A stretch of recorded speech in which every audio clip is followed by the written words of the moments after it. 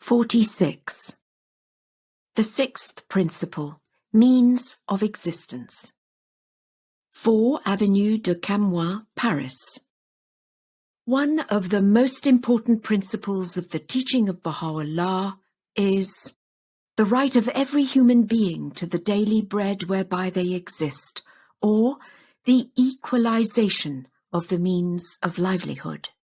The arrangements of the circumstances of the people must be such that poverty shall disappear, that everyone, as far as possible, according to his rank and position, shall share in comfort and well-being.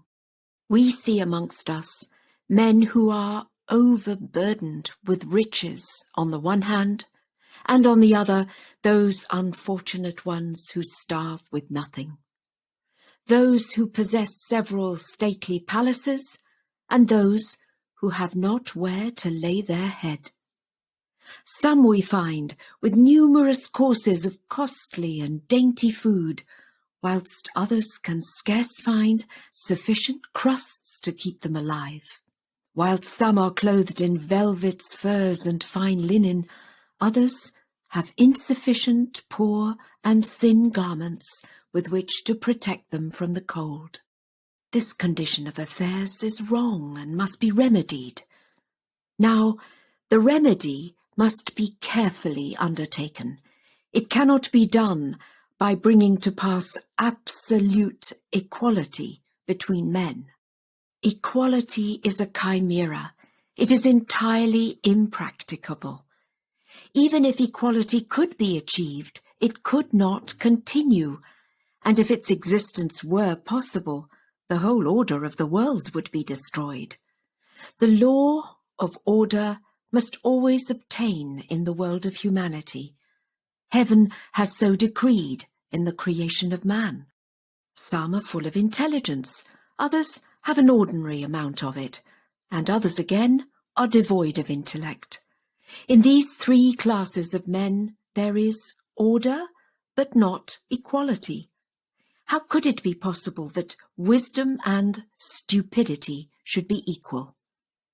Humanity, like a great army, requires a general, captains, under-officers in their degree, and soldiers, each with their own appointed duties.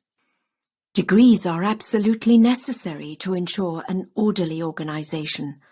An army could not be composed of generals alone, or of captains only, or of nothing but soldiers, without one in authority. The certain result of such a plan would be that disorder and demoralization would overtake the whole army. King Lycurgus the philosopher made a great plan to equalize the subjects of Sparta. With self-sacrifice and wisdom was the experiment begun.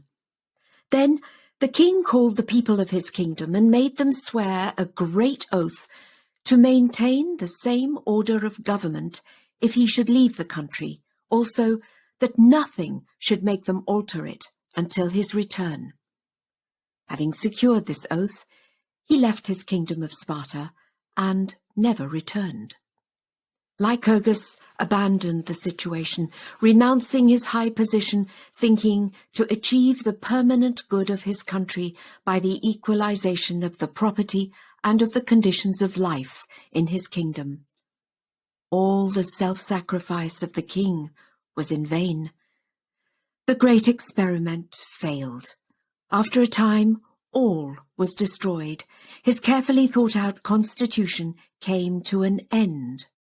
The futility of attempting such a scheme was shown, and the impossibility of attaining equal conditions of existence was proclaimed in the ancient kingdom of Sparta.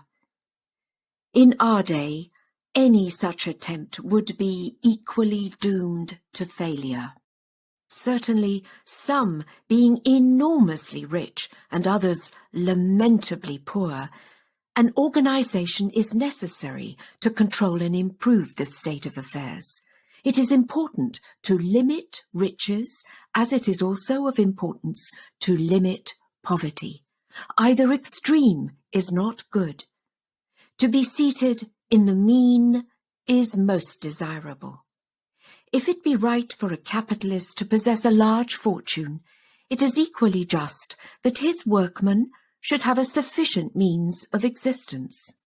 A financier with colossal wealth should not exist whilst near him is a poor man in dire necessity. When we see poverty allowed to reach a condition of starvation, it is a sure sign that somewhere we shall find tyranny. Men must bestir themselves in this matter, and no longer delay in altering conditions which bring the misery of grinding poverty to a very large number of the people. The rich must give of their abundance. They must soften their hearts and cultivate a compassionate intelligence, taking thought for those sad ones who are suffering from lack of the very necessities of life. There must be special laws made dealing with these extremes of riches and of want. The members of the government should consider the laws of God when they are framing plans for the ruling of the people. The general rights of mankind must be guarded and preserved. The government of the countries should conform to the divine law, which gives equal justice to all.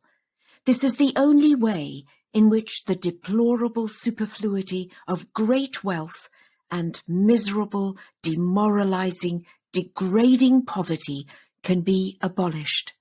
Not until this is done will the law of God be obeyed.